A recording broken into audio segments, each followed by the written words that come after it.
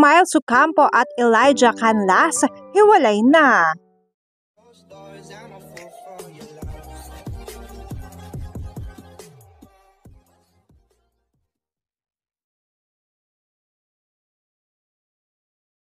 Marami nga nagulat mga ka-DJ sa latest interview nitong si Elijah Canlas mga ka-DJ nang umamin siya na hiwalay na nga daw sila nung nakakaraang buwan pa ni Miles Ocampo. Kaya pala mga ka-DJ binura na ni Elijah ang mga ilang litrato magkasama sila sa kanyang mga social media accounts.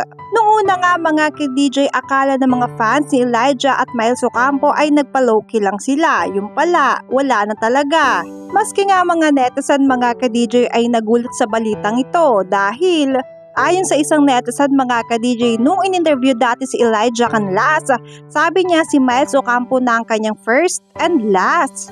Napasabi na lang talaga mga ka-DJ ang mga netizen na wala daw talagang forever.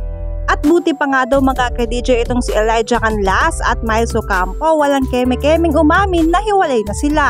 Kasi maraming netizen din mga ka-DJ ang umaasa sa pag-amin ng Katniel kung totoo nga bang hiwalay na sila o hindi.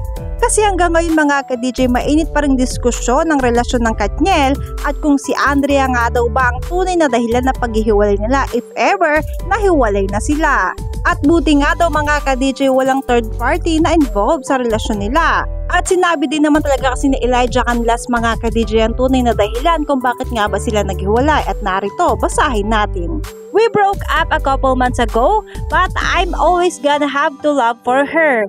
I'm always gonna support her in whatever she does. We ran into a rough patch recently, mainly because we're going through our own personal stuff. It's been hard, we're figuring things out. Ayon kay Elijah Canlas mga ka-DJ, kaya naman anong masasabi nyo sa hiwalayang Miles Ocampo at Elijah Canlas mga ka-DJ? Comment below at babasahin namin yan.